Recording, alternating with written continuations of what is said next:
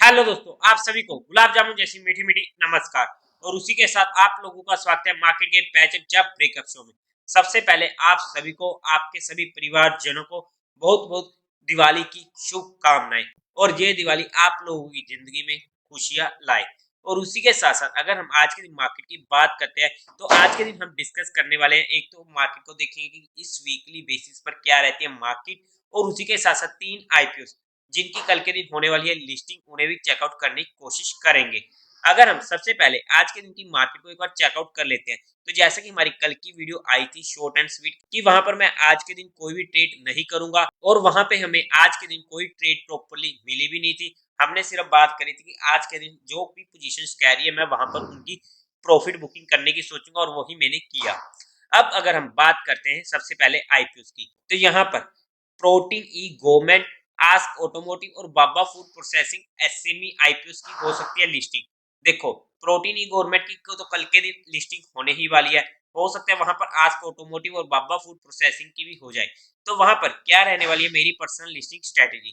तो सबसे पहले तो अगर मैं प्रोटीन ई गवर्नमेंट और आस्क ऑटोमोबाइल की बात करूं लिस्टिंग में, तो देखो अगर आईपीओ की लिस्टिंग दोनों ही आईपीओ में बात कर रहा हूँ 20% के ऊपर की हमें देखने को मिल जाती है, तो वहां पर मैं 50% क्वांटिटी को बुक करके बाकी रिमेनिंग 50% क्वांटिटी को पहले 15 मिनट के लो पर ट्रेल करने की कोशिश करूंगा।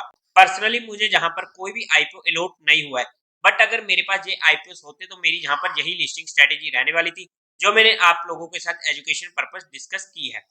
उसी के साथ साथ अगर मैं बाबा फूड प्रोसेसिंग आईपीओ की बात करूं, ये आईपीओ तो मैंने अप्लाई ही नहीं किया था, तो मिलेगा ही नहीं।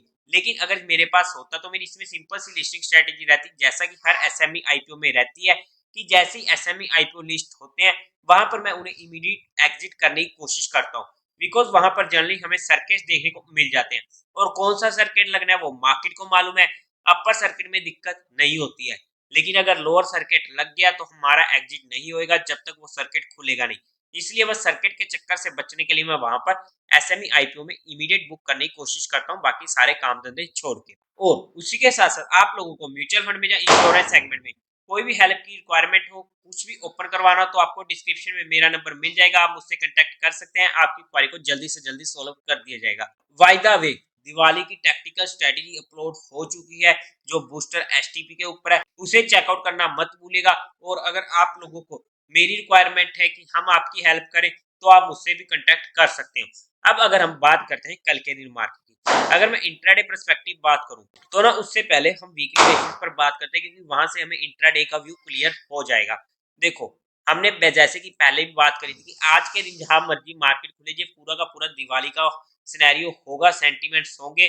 तो वहां पर मैं इस दिन की क्लोजिंग या किसी भी सिनेरियो में मार्केट में जो हमारी स्टोरी चलती है पर मेरा कोई भी फैक्ट नहीं पड़ेगा, कैसी मर्जी आज की क्लोजिंग हो, जहां मर्जी हो। और हमारे जो इंपोर्टेंट लेवल थे मार्केट ने उससे काफी ज्यादा ऊपर खोल लिया, जो हमारा मेजर लेवल था 50 की मूविंग एवरेज का।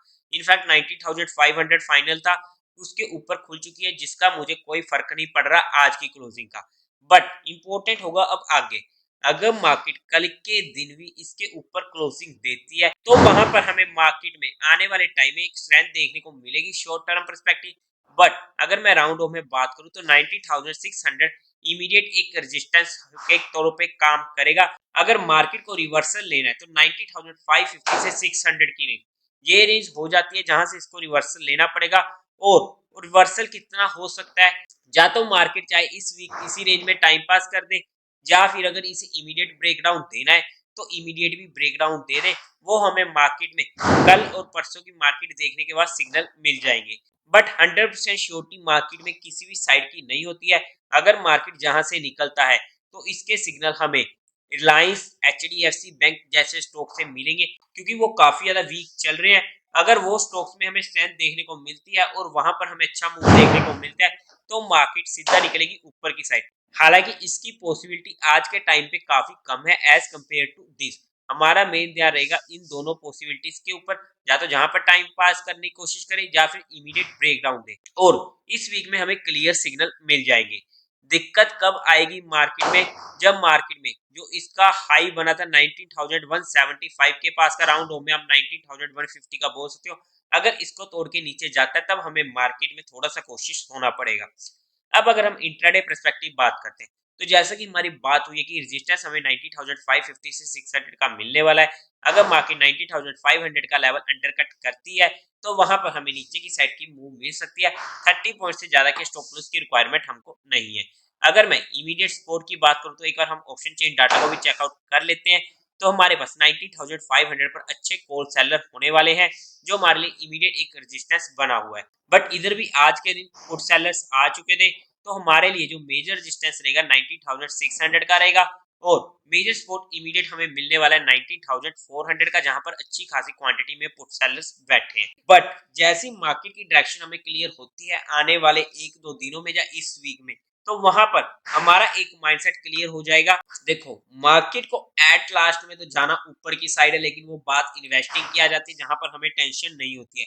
बट अगर हम एज ए ट्रेडिंग बात करते हैं तो हमें हर मूव पर ध्यान देना होता है जो मार्केट में आज के टाइम पे क्लियर डायरेक्शन हमको नहीं मिल रही है। इसीलिए हमें प्रॉपर्ली लेवल्स के बेस पर ही काम करना होगा।